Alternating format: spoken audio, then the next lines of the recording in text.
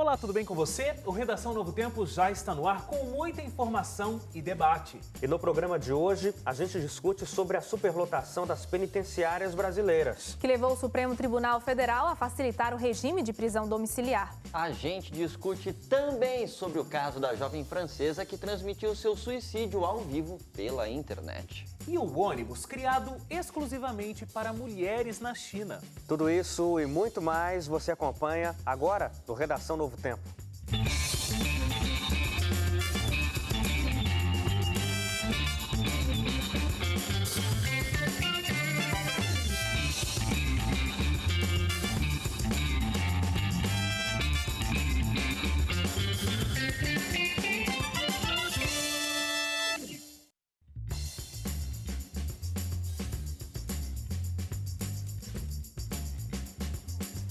Olá, tudo bem com você? Começa agora o Redação Novo Tempo. Muito obrigado pela sua audiência, obrigado porque você está aqui com a gente. Mais uma semana a gente começa esse programa esperando a sua participação, esperando que você debata os temas que a gente vai tratar aqui no programa junto com a gente. E olha, estamos aqui, né? Começando mais um Redação Novo Tempo. Eu tô triste hoje. Por quê, Leite? Porque tá ficando mais frio. É a primeira vez no ano que a gente usa o nosso moletom. E eu tô muito feliz por isso, porque a gente tá usando ele, né, pra dar uma Como que é o diferenciada. nome disso, Não, Zane? Suéter, né, não? É, porque o Leite fala moletom. Eu falo blusa, blusa de lã. Blusa, moletom, Gente, só quero suéter. dizer uma coisa. A gente fez essa mesma piada o ano passado, quando começou o inverno. Pullover, Então, vamos tem, lá, tem Tô lembrando pullover agora também. disso. Então vamos ao Você Mas vê eu- como Será que a nós gente- somos Será que a criativos? gente precisa se renovar? Sei lá. Não, mas eu tô triste porque isso significa que tá ficando mais frio. Mas tem uma coisa que nunca aconteceu, nem usando suéter e nem não usando suéter. O que é, Hélio Moura? O quê? O quê? O quê? O quê? Eu só Todo quero mundo deixar quer Alguém claro. pode dar um close no leite Não, aqui? não, E no parou. sorriso. Eu quero deixar claro que Ah. o pessoal da rádio não tá nem sabendo do que vocês estão Então falando. Mas vamos vamos lá. A gente saber explica, agora. não tem A problema. gente explica. É o seguinte, pessoal, o André Leite, ele está Vai usando o sofrer bullying aparelho, agora. aparelho agora Não nos pode. dentes. Vai dar um sorriso pra gente? Dá um sorriso aí. Não. Parem. Não tem problema. Não uma pode hora... fazer bullying ao vivo na deixa Mas TV. não ele. dá pra ver direito. Uma hora ele vai deixar perceber. Eu você não vai vou ver o conseguir ficar com a aparelho. mão na frente do meu rosto o programa E inteiro. você que tá ouvindo o programa e quer ver o leite de aparelho, é só entrar no YouTube, viu? novotempo.com/jornalismo, Dá tá um close tudo agora, lá. ele tá sorrindo. Onde Ó, vai ter uma e- foto? Ah, vamos colocar uma Vamos foto colocar do uma leite foto, no muito Facebook. bom. Olha só, eu Facebook. quero, antes de começar aqui, mandar o meu abraço, né? Tem que mandar o meu Olha abração só. para duas pessoas muito queridas, Débora Brito e Adna Raquel. Um abraço para vocês. Muito bem, olha, eu disse que a sua participação é fundamental e a gente quer você debatendo com a gente, então anota aí as nossas redes sociais, as formas de comunicação que você tem. novotempo.com/jornalismo e o nosso Facebook, é o facebook.com/ntjornalismo. Você pode encontrar a gente também no Twitter, no Instagram, @ntjornalismo. Viu? Debata com a gente, feliz. Não brigando com a gente. Você não falou o e nome tal. de cada um de nós, mas eu acho que eu sei porque você não falou. Por quê? Porque na hora de me apresentar, você não ia falar André Leite, você ia falar Bete a Feia. Não falta o óculos ainda. É, falta o óculos ainda, mas eu Calma, posso gente. colocar na A semana gente- que vem, eu a gente tem que E providencio. o bigode. Não é pra tanto, né? Olha, deixa eu dizer uma coisa. Você está vendo aí durante toda a programação da Novo Tempo que os programas aqui de toda a rede estão oferecendo esse livro como um presente para você. É o livro Esperança Viva, que foi escrito pelo pastor Ivan Saraiva. Se você quiser receber esse livro na sua casa, você entra no nosso site, o novotempo.com/jornalismo. Lá no topo do site você encontra um banner com a imagem do livro. É só clicar lá, você faz um cadastro rápido e a gente vai enviar com todo o nosso carinho esse presente para você, tá bom? Vamos começar aqui as nossas discussões sobre os destaques da semana. A gente até tem um pouco mais de destaques hoje, justamente por conta de toda essa movimentação muito ebulitiva Olha. que está acontecendo no cenário nacional. Então, eu até vou puxar aqui os impactos, que a gente já sabe quais são. Primeiro, Hélio, fala um pouco pra gente sobre isso que te chamou a atenção, os impactos dessa transição de governo e como fica a imagem do Brasil com tudo isso. O presidente interino, o presidente em exercício, Michel Temer, ele já montou a equipe dele completa, quase completa. Algumas secretarias ele ainda busca alguns nomes, mas ele já começou recebendo críticas porque montou um ministério só com homens. E aí alguns movimentos começaram a dizer que, olha, é um retrocesso, porque desde Geisel a gente não tinha ausência completa de mulheres em algum ministério e tal. Então, para tentar remediar, ele colocou uma mulher no BNDES, para comandar o BNDES, tentou algumas mulheres para ficarem na Secretaria de Cultura, que hoje não é mais um ministério, e é outra crítica que ele tem recebido fortemente de movimentos culturais, principalmente, porque ele desfez o Ministério da Cultura. O Ministério da Cultura agora é uma secretaria vinculada a um outro ministério, ao Ministério da Educação. Então, muita gente está criticando isso que o Temer fez. E aí, para tentar resolver o problema da falta de mulheres, ele está colocando mulheres no segundo escalão. Então, liderando o BNDES, ele fez essa semana uma reunião com deputadas para tentar articular ali e dizer, olha, não é porque não tem mulher no ministério que eu não vou atender as demandas femininas e aquela coisa toda. E essa mudança, a mudança em si trouxe alguns impactos positivos internacionais, porque as pessoas, o mercado internacional, ele olha a expectativa de mudança que um governo Temer possa trazer, principalmente porque ele tem que mostrar algum resultado efetivo. Agora, é verdade que... Economicamente falando, principalmente. Principalmente. Sim, no sentido econômico. Agora, o Temer, ele tem algumas vantagens e algumas desvantagens. Desvantagem é que, por exemplo, ele não é uma coisa nova na política, e normalmente é assim, né? Quando um novo presidente assume, a carga de expectativa é maior, porque a gente não sabe ainda como é a atuação dele, o que vai acontecer, o que ele faz. Mas no caso do Temer, ele não é uma novidade, que ele era vice-presidente da Dilma no primeiro, no segundo mandato, então não é isso. E também ele perde um pouco daquela força a força popular que impulsiona alguém que assume o governo, porque ele está assumindo o governo sem uma eleição, né? Apesar de que ele fazia parte da chapa da Dilma, recebeu indiretamente os mesmos votos que a Dilma recebeu, mas não foi para exercer o cargo de presidência, era como vice. Então ele vem com essa deficiência e tem que trabalhar muito para poder mostrar Agora, tem uma coisa resultado. que eu achei interessante, que o Temer deu uma entrevista exclusiva para o Fantástico na semana passada, e eu achei muito interessante uma coisa que ele falou, que acaba sendo uma vantagem para ele, que acabou sendo uma vantagem também para o Sarney, quando o Collor... O Collor não recebeu impeachment, mas foi afastado e depois renunciou, etc. O Temer falou que uma vantagem que ele tem é que ele não precisa agradar alguém com vistas a lançar uma candidatura daqui a 2 anos. Porque ele falou assim, eu não tenho interesse. Ele falou assim, não quer dizer que eu não posso me lançar, obviamente a gente não sabe o dia de amanhã, mas eu não tenho interesse nesse momento em me lançar como presidente. Então, a minha preocupação nesse momento é tentar resolver as situações que estão aí. Que foi o que acabou acontecendo um pouco com o Sarney também, né? O Sarney nem se lançou. Desculpa, Sarney não, desculpa, o Itamar Franco. Eu tô falando Sarney, tá errado, gente. Desculpa aí, não é o Sarney. O Itamar Franco, que era o vice do Collor. E aí resolveu toda a situação ali para o lançamento também do Plano Real depois. Então... mas aí o Temer disse que é uma vantagem dele, que ele não quer agradar ninguém, mas aí ele já foi duramente criticado porque ele queria, e isso ele disse, que ele queria como líder de governo lá na Câmara, era para ser ou um deputado do DEM ou do PSDB. O que ele queria mesmo era o Rodrigo Maia.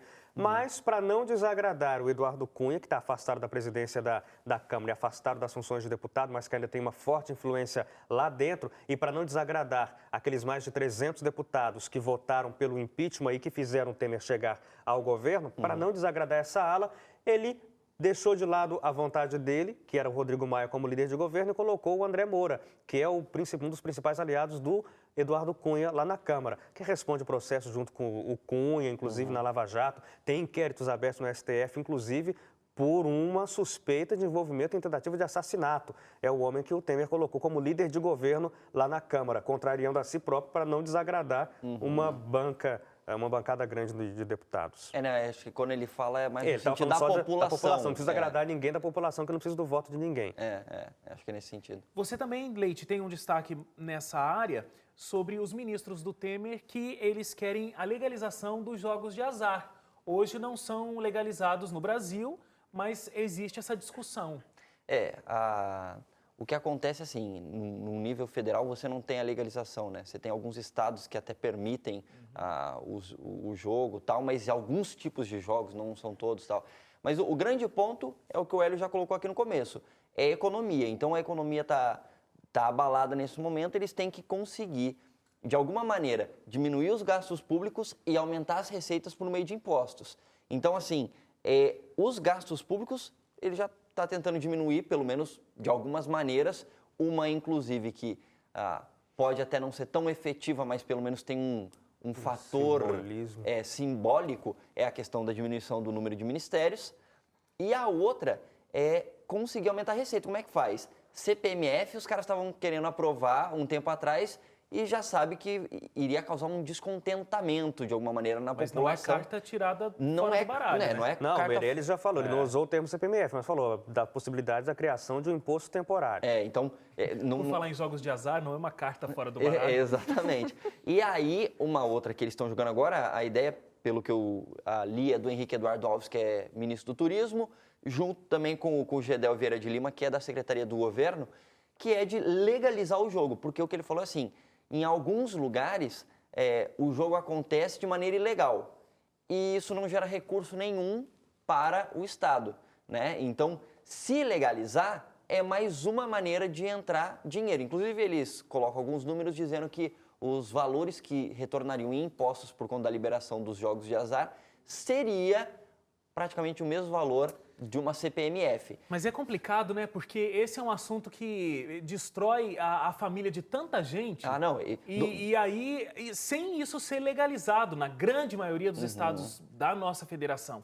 Aí se legaliza, por causa dos impostos que isso vai ser arrecadado, está pensando só economicamente, mas não está pensando no prejuízo que isso vai trazer para a família brasileira. Do ponto de vista social, não tem nem o que discutir aqui. O jogo de azar é totalmente condenável. Do ponto de vista econômico, que eles estão fazendo essa proposta. Mas, em contrapartida, tem gente que fala que, se por um lado você ganha na arrecadação de impostos, por outro lado você pode perder de duas maneiras. Número 1, lavagem de dinheiro. Exatamente. Que a gente sabe disso, não é só daqui do Brasil, da época que já foi legalizado, também. mas em vários outros países que cassinos, bingos e tudo mais. Cassinos existem somente para isso, alguns, né? Usam muito isso. E também a corrupção, né? Então, da mesma maneira, pode ser usado. Então, você tem perdas e ganhos aí. Mas, obviamente, se você for levar tudo em consideração, eu imagino que o saldo é mais negativo de liberar jogos de azar, porque você destrói a família, que é o cerne da sociedade. Falando em jogo de azar, desculpa rapidinho, só uma curiosidade. Essa semana, na sessão da Câmara de quarta-feira, o presidente interino, o Valdir Maranhão, não presidiu, porque na terça o pessoal não quis que ele presidisse, ele teve que encerrar a sessão 7 da noite, nem tinha começado e ninguém quis votar nada. Na quarta, ele não assumiu a presidência da sessão e um outro deputado assumiu ali para poder dar continuidade. Esse deputado é conhecido lá na Câmara porque ele ganhou 12 vezes na loteria. Num ano só. Como é que alguém ganha 12 vezes na loteria? Gente, como assim? Eu não sabia disso. 12 vezes uma pessoa ganha na loteria. No mesmo ano. No mesmo ano? No mesmo ano. Mas na vida. Eu não sei se era loteria, que tipo de loteria era, não pesquisei a fundo, mas a assessoria dele respondeu à mídia dizendo que ele ganhou as 12 vezes, mas foram as 12 vezes em bolões, né? Que não ganhou sozinho, ganhou em grupos de amigos que ele fez. Mas mesmo assim é um cara muito sortudo. Né? Nossa, 12 vezes, gente. Eu vou trazer um destaque aqui que eu fiquei chocado. Ontem eu estava ouvindo isso. Foi feita uma pesquisa perguntando para as pessoas no mundo todo, e eu não sei dados dessa pesquisa porque eu não li, eu ouvi no rádio. De onde vem o dinheiro da aposentadoria? 80% da população mundial não sabe de onde vem o dinheiro da aposentadoria. E é um dado chocante, né? 80% da população não sabe de onde vem. E se você parar para pensar, é uma resposta relativamente fácil para você dar, né? Exatamente. Dê a resposta. Porque pode ser. Vamos dizer que é fácil para você. Se eu errar, aí realmente vai ficar feio para mim, mas a resposta mais fácil para isso é o dinheiro da aposentadoria de alguns vem do dinheiro de outros que estão querendo se aposentar lá no futuro, né? Exatamente. Teoricamente, vem de você assim, mesmo ali que está fazendo essa, né? Sim, você tá pagando lá na frente, mas assim, o que você está recebendo agora não é o seu dinheiro, até porque você não recebe o que você está pagando, né? Isso vai para um fundo. Exatamente. E aí depois isso acontece. Cada país tem lá a sua dinâmica, mas, né, você coloca ali e você recebe o dinheiro de outros que no passado já contribuíram. Mas De nós, 80% da nós estamos trabalhando jovens. para os nossos 80% pais. da população mundial não sabe. Agora, sabe quais foram os dados do Brasil? 94% da população brasileira não sabe de onde vem o dinheiro da aposentadoria. Faz parte de 6%, então olha só que... É muita Que elite, gente, né? É muita gente. E aí a gente nem vai ter tempo de fazer todos os destaques. O Hélio tinha aqui o destaque de falar das mudanças que o Temer estava fazendo, mas você até chegou a comentar aqui, né? Uma coisa que a pessoa que estava falando isso no rádio disse é que é tão interessante porque fez todo um burburinho, até o Hélio colocou aqui agora, a saída do Ministério da Cultura e se tornando uma pasta do Ministério da Educação. E todo mundo falando e tal, e realmente tem a sua relevância, mas também existe a proposta do Ministério da Previdência virar uma pasta do Ministério da Fazenda. E isso ninguém está muito preocupado, porque também, se 94% da população não sabe nem de onde vem o dinheiro da aposentadoria, essa história toda de previdência não está ali muito no top of mind da pessoa, né? Desculpa falar uma palavra em inglês, viu, Hélio Moura, mais uma vez. Traduz, né? Porque essa é mais difícil do que a minha, inclusive. Mas essa é consolidada. Tá ali na hora que a pessoa quer falar, não sei. Suzane, o seu que destaque, que a gente precisa ir lá para a primeira discussão. Bom, então eu trago dois, vou falar só de um, que eu acho que foi o que mais gritou, assim, entre os dois destaques que eu tinha, que foi sobre a polêmica da colombiana, que completou agora 4 anos na cidade de Bogotá. Isso aconteceu em Bogotá, né, na Colômbia. Há 4 anos atrás, ela saiu com um grupo de amigos da escola, ela foi estuprada e foi assassinada por um desses caras que estavam juntos. E a prefeitura dessa cidade responsabilizou ela, porque eles disseram bem assim, Mesmo depois de morta? Exatamente, que a morte foi culpa dela. Abre aspas. Se Rosa Elvira Selle não tivesse saído à noite com seus colegas de turma, não estaríamos hoje lamentando sua morte. Fecha aspas. Isso é uma nota da prefeitura? A prefeitura recorreu com essa justificativa. No primeiro momento eu não entendi. Aí depois, lendo a matéria, que foi o seguinte. Por conta da tortura que ela levou, ela teve que ser atendida no hospital. E aí teve todo um processo que ela não foi atendida devidamente como deveria pelo hospital ali, sei lá, né? Pelo serviço de saúde da cidade. Então, a família entrou com processo entrou com contra o processo e município. tudo mais. Porque na hora eu pensei, por que a prefeitura está dizendo isso, né? Então, foi a justificativa que eles Mas colocaram... a justiça condenou dessa maneira ou foi só a nota da prefeitura tentando... A justificativa que eles colocaram para recorrer frente a esse... ok. A esse A processo. prefeitura recorreu contra o processo da de qualquer família, forma, dizendo... é uma um barbaridade. absurdo. Mas é que seria uma barbaridade ainda maior se a justiça fosse a desse ganho de justiça. causa para a prefeitura, o que não aconteceu ainda, né? Não, sim, claro. E aí, obviamente, teve, né, um rebuliço, teve... como é que fala, gente? Eu ia falando passeata, não Um é? bafafá. Protestos, manifestações. manifestações Tirou contra todo isso. um bus. Gerou todo Ela usou rebuliço. um auê sobre essa questão e pessoas, inclusive teve até uma lei com o nome dela, né? Saiu uma lei em memória a esse acontecimento em relação à violência contra a mulher e tudo mais. A gente, inclusive, no programa de hoje vai discutir um pouquinho mais, né, esse assunto da violência contra a mulher. Isso, Então, o que a eu gente acho um volta a absurdo, conversar. justamente, eu sei que você tem que ir, mas é porque é o seguinte, esse rapaz... Ainda bem que você sabe, Suzane, então deixa eu ir. Tá bom, gente, depois vocês pesquisam mais sobre a história, eu achei isso uma crueldade, assim, não Sem tem nem tamanho, nome com certeza. pra dar pra uma situação dessa, né? Mas a gente discute esse assunto, mas a gente pode até retomar alguns pontos dessa Tudo bem. conversa lá no último bloco, eu acho, ou no segundo, em algum momento desse Redação Novo Tempo. Agora, a gente conversa o seguinte, devido à falta de vagas em penitenciárias, o Supremo Tribunal Federal decidiu facilitar a prisão domiciliar com monitoramento eletrônico para os detentos que estão mais próximos da progressão do regime. 9 ministros acompanharam o relator do caso, o ministro Gilmar Mendes, e votaram favoravelmente a proposta na última quarta-feira. Mendes disse que a medida deve reduzir a superlotação das cadeias do país. Atualmente, a população prisional brasileira é a 4ª maior do mundo. A gente já conversou sobre isso aqui no Redação, inclusive, ultrapassando 620 mil encarcerados. Primeira pergunta óbvia aqui para vocês é a seguinte, cumprir o resto da pena em casa para que novos presos possam chegar é uma medida que pode facilitar, é uma medida que pode contribuir nesse assunto que é tão complexo no Brasil, que é a superlotação? Eu acho que é positivo, porque se você parar para pensar, existem vários critérios para você poder liberar alguém para ter prisão domiciliar com tornozeleira eletrônica. Então, não é uma bagunça, né? E, ao mesmo tempo, é positivo você parar para pensar assim, tem coisas na questão do sistema carcerário brasileiro que precisam ser feitas num médio e longo prazo para resolver o problema. Tem outras que precisam ser feitas num curto prazo. Essa é uma delas. Num curto prazo, me parece ser muito positivo. Eu concordo com o Leite, justamente porque a decisão do STF, como o Leite falou, não é assim, olha, escolha aí alguém e manda para casa. Não, tem que cumprir uma série de requisitos. Um dos requisitos é ter cumprido já parte da pena que tem que ser em regime fechado. Então, no caso de crimes que não são hediondos, tem que cumprir 1/6 da pena. É como a gente viu, por exemplo, nas condenações do mensalão. Aqueles que foram condenados à prisão efetiva, ao encarceramento, cumpriram 1/6 da pena e já conseguiram migrar para um regime semiaberto, ou aberto, ou domiciliar. Tem que cumprir uma série de requisitos. E mesmo que o camarada cumpra o tempo mínimo necessário de encarceramento, mas se o comportamento dele na prisão não for condizente, ou se ele for uma representação de perigo para a sociedade, não vai migrar de regime do mesmo jeito. É interessante porque eu estava vendo uns comentários sobre esse tipo de notícia e aí aquela coisa da pessoa não entender muito bem tudo o que está acontecendo, não procurar saber detalhes da notícia e já fica todo mundo abismado, né?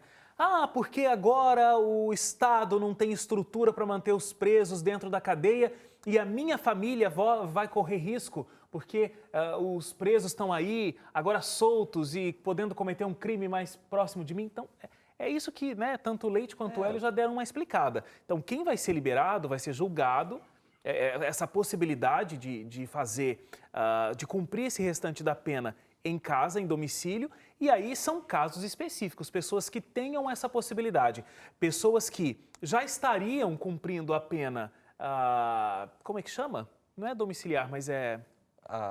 Semiaberto, o regime semiaberto que a pessoa passa tempo. O dia fazendo as coisas e tem que voltar para dormir na prisão. Exatamente. E aí, então, só está acelerando um pouco esse processo. Sabe o que me chamou a atenção nessa notícia e no raciocínio por trás dela?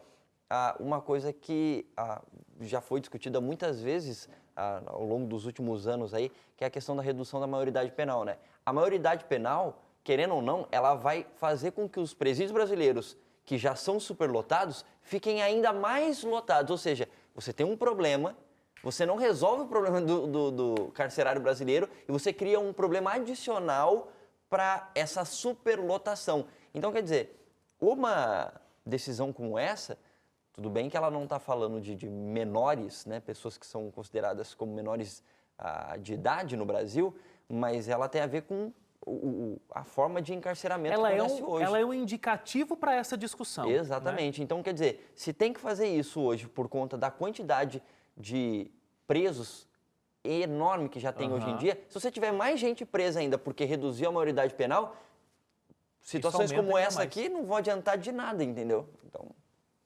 Diga, Suzane. Sempre que toca nesse assunto, eu fico um pouco reticente de comentar aqui, né? Por, às vezes, não partir do pensamento do senso comum, né? Então, a gente tem medo de expor opinião. Mas é claro, né? Se há um problema, é uma alternativa para resolver, talvez, realmente, o contingente.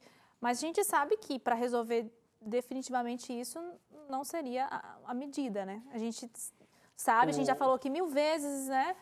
Que vai lá no pé da coisa, na educação, na oportunidade de emprego. Tudo isso seria o certo, seria a medida assim, vamos resolver mesmo, então deveria ser assim. Mas não é o que acontece, né? Então, acho que tem que criar algumas alternativas. É uma medida de curto prazo essa daqui, não é uma coisa para resolver o problema, é um paliativo, entendeu? Você tem um problema, vamos fazer algo no médio e no longo prazo. Enquanto isso, a gente faz isso. Agora, vale a pena a reflexão, obviamente, de tipo, está sendo feito isso como uma medida paliativa. E as outras coisas, do médio e longo prazo, estão sendo feitas também? Aí porque cabe a pergunta. Quando sai uma notícia assim, o Wagner falou sobre o título, e geralmente as manchetes, elas querem realmente fazer um título que chame a atenção para a pessoa, pelo menos, ir lá e clicar. Então, chamou a atenção para essa nova medida, que agora, quem não lê direito a matéria, pensa que assim, para evitar o problema de lotação, vão mandar os presos para casa, né? E é onde vocês comentaram que não é bem assim, tem que ser assim, assim, assim, assado, né? E quando sai uma notícia dessa, acho que foca muito no problema em si e acaba esquecendo talvez de discutir, como a gente está fazendo aqui. Abrir a discussão para a causa verdadeira do problema, né? Porque a gente... a resolução, deveríamos discutir sobre a resolução certeira, que realmente resolveria. Eu acho que esse é um problema muito difícil de ter uma resolução certeira. Como em outros casos no Brasil, às vezes a gente discute aqui, mas se fizesse isso, resolveria. Esse é um caso muito complexo porque envolve o funcionamento social democrático de forma muito profunda. Porque como a gente resolve esse problema? Tudo bem, do jeito que ele está acontecendo hoje, a coisa obviamente não está bem, né? Porque a gente tem a criminalidade aumentando cada vez mais, a gente tem a população presidiária aumentando cada vez mais e parece que, mesmo com mais gente na cadeia, isso não faz com que menos gente faça por onde para estar lá. Né? E vale a pena ressaltar que essa resolução, no médio e no longo prazo, ela depende de todos os níveis do poder aqui no Brasil. Por quê? Porque você tem situações que podem ser resolvidas no nível estadual, outras coisas que você pode... Bom, na verdade, se a gente for para pensar, é principalmente no nível estadual e federal, né? Você está discutindo municipal com você não, mesmo agora, não, né, Lu? nem tanto. Tô tendo brainstorming aqui. Mas, de qualquer forma, só para a gente saber, inclusive, assim, de quem depende essas resoluções. O judiciário, nesse momento, está criando uma oportunidade, inclusive, para o sistema carcerário brasileiro. Mas não é, inclusive, o judiciário brasileiro que vai resolver 100% esse problema. Né? Eu até quero falar uma coisa antes da gente encerrar esse bloco, que é muito importante, que não é só esse caso. A pessoa cometeu um crime, ela é julgada, ela está lá na cadeia e aí a população vai aumentando porque mais gente está lá. Tem gente que já deveria ter saído, mas não saiu. A gente já conversou sobre isso, né? Então, não é só o problema do sistema carcerário, mas do problema judiciário como um todo. Tem um dado aqui, ó. O Departamento Penitenciário Nacional estima o seguinte, que 32.460 sentenciados em regime fechado, com direito à progressão, aguardando a abertura de vagas no semiaberto. Então, mais de 32 mil, quase 33 mil, estão aguardando a vaga para conseguirem sair para o semiaberto. Ou seja, são pessoas que talvez já poderiam estar fora do sistema carcerário brasileiro, mas só não estão porque não tem um processo suficiente, não vou nem dizer só juízes, porque não é só o juiz que depende. Processo legal, como um todo, que eles não podem sair, ou seja, eles estão lá, mas poderiam estar fora, ou seja, 33 mil vagas poderiam estar liberadas, ou seja, tem muita gente envolvida nesse processo para poder resolver ele no médio e no longo prazo. Esse é um assunto que geraria muito pano para manga ainda, mas Com a gente tem certeza. que ir para o intervalo. Logo depois a gente discute sobre o polêmico caso da jovem que transmitiu o seu suicídio ao vivo pela internet. A gente volta já.